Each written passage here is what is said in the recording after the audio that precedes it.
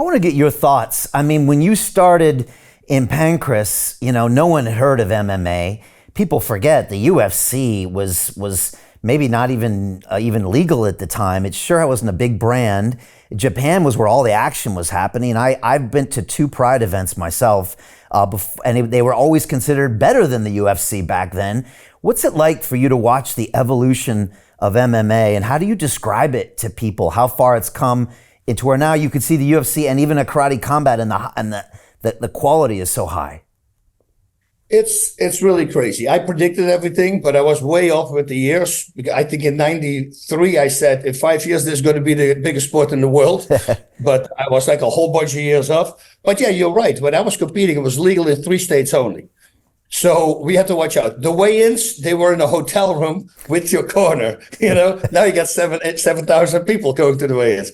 No social media, all that crap. Thankfully, we didn't have to do that.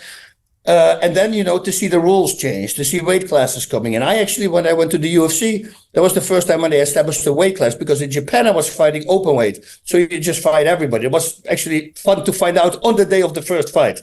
When my opponent walked in, who was like 33 pounds heavier, and I go, is he not too heavy? And then the promoter goes, no, we fight everybody. Oh, great. So I tried to force a smile. And then I said, how many rounds are we fighting? And he goes, 1. I go, great. How many minutes? He goes, 30. I go, great. And I look at my manager, I go, shit, what is going on here? But that small organization started everything. And if you look at Pancrase, I believe he produced 6 or 7 UFC champions from that tiny organization that there was. So the skill level was really high with Pancrase, especially the ground fighting, because the Japanese, they're really good on the ground, very smart. The rules were all adapted to them, so put shoes on. Well, that's bad for leg locks. Hey, that happens to be their specialty. You see things like that, no gloves. Open hand strikes to the face, fist to the body, but no gloves. Much easier to slide in chokes and doing all the crazy submissions. You see, so what annoying was, though, when I left Pancrase, within 3 months, they changed the rules to the same rules as everywhere on the planet. I go, you're serious? You were waiting for me to leave this organization, and now I can finally close my fist. But thankfully, I went to the UFC, so I was able to close my fist. What was interesting about you, Bas, is that you found a way to adapt. And if anyone ever has an extra 2 or 3 hours, they need to watch your entire Pancrase fight selection, and Bas does the voiceover for the whole thing. And you talk about how that first fight, first of all, I think you didn't even have any shorts. You had borrowed like some shorts from somebody, but then you knew no ground game, or very little. And then by the second or third fight, you had been training and you adapted to this new sport, and you started learning all the submissions and learning how to counter them, and you forced yourself to evolve, whereas a lot of people wouldn't do that. And that always feels like the story of your career. I remember some crazy story, Bas, where you said you put 2 pieces of tape down the hallway of your home to make sure that when you walk down your hallway, you would do this in this new fighting stance that you created. Yep. I just had a flashback. So that was all you, always you, just adapting to the situation. That's what makes you unique, right? That's it. It's just training it. Like I found out mixed martial arts. Why do we get tired? Well, the interrupting of the breathing pattern. What do you mean? Well, if you sprawl, if you're breathing constantly, your chest is expanding, but you sprawl, you're interrupting your breathing pattern. So once you combine striking with wrestling and the grappling, that's what makes you tired. So I thankfully realized, wait a minute, if I do my conditioning workouts, strength and conditioning workouts, why don't I do like I did everything 50 seconds. And then I take, for instance, I had a biceps, a triceps exercise, and then a stamina exercise. And I would do everything for 50 seconds, 5-0 to give me 10 seconds to go to the next station. But I have 12 exercises. I would do that whole thing. I would do it 3 times. So 36-minute workout with only a minute and a half break in between those 12 minutes every time. But that was the goal. That was the thing, because they said, oh my God, cross training. Remember, cross training. I just started doing that early on. So for me, I was always fighting bigger guys, but my endurance was much better than them. So I just had to weather the storm.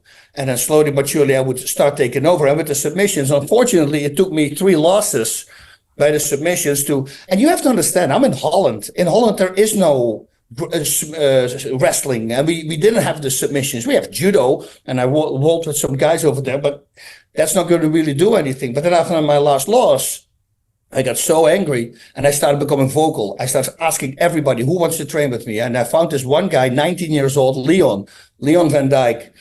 And he was just a freak show. He was very talented, very great striker, but he picked up things fast. And we just said, okay, let's just watch videos, fights, and instructionals, and we're going to learn from it.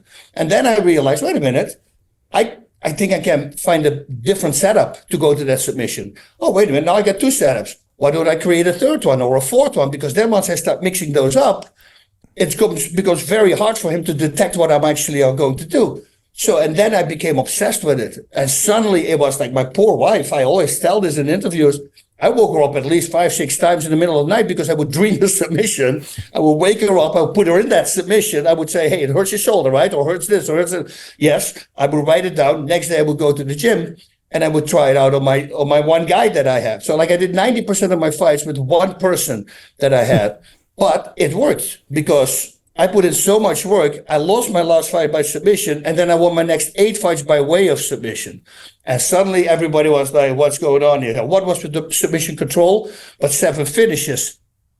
And that's what I went on the crazy winning streak, that I simply never lost anymore. And that's what I tell people all the time. Dude, if I can do it, you can do it. Everybody can do this. It's just doing it. And we're all so comfortable to stay where we are. Like if I'm in a gym and I know I can beat everybody up striking, that's a comfortable feeling for me. I kind of don't want to give that away, but I always put myself in the worst position possible. You tell me where I have to lay, on my belly, on my back, whatever it is. You take the best position you have, start.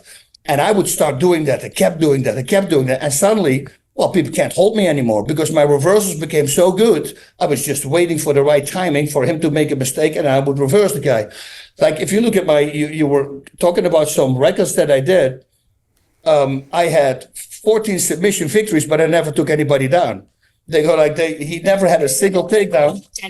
But he still pulled off the 40 submission. That means that they took me down. I would reverse them or I would submit them from the bottom, but I would go for submissions. I actually fell in love with submissions. The thing I miss the most now, because of the 4 neck surgeries that I had, I simply can't grapple anymore. And that is a thing I would advise everybody at home. Also, if you have kids, especially ladies, if you have girls, put them in freaking jiu-jitsu. Because, the worst position to be for, let's talk, throw it out, raping, right?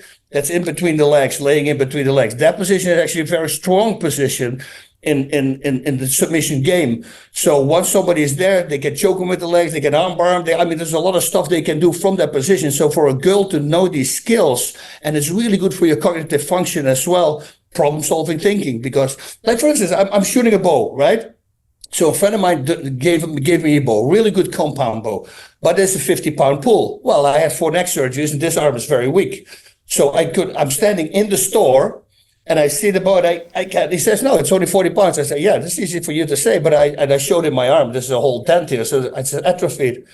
And the guy says, "Oh my God, you can't shoot." I say, "I can. Give me 1 second." And he goes, "What do you mean?" I said, "Just give me 1 second. Let me think." I said, "Oh, I got it."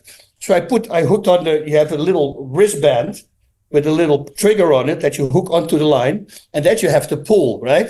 So what I did, I just grabbed the back of my head. I pushed the bow forward. I said, "See, I can shoot." And the guy goes ballistic. He goes like, "Well, how did you come up with that?" I go, "Well, I guarantee it's from the submissions, right? This problem-solving thinking." But I did it on the spot. So he said, "Man, can I make a video? Because I know a lot of people have a problem with this. And now they can actually shoot because of what you did." But you see, that all comes from the submission game and trying to figure out how we get bypassed. Because if I push my arm out, if this is the end result that I need my arm to be stretched, I can also do this. I can push myself away. You see? Or I stretch it. Now it's stretched. But if I can stretch it here, I can move myself away and then it's also stretched. Once you start thinking like that, then you can figure out a lot of problems. Hey, I know investing in crypto is scary. It takes a real leap of faith because there are so many scams, rug pulls, and bad actors out there. It's a dangerous business, which is why 95% of people lose all their money.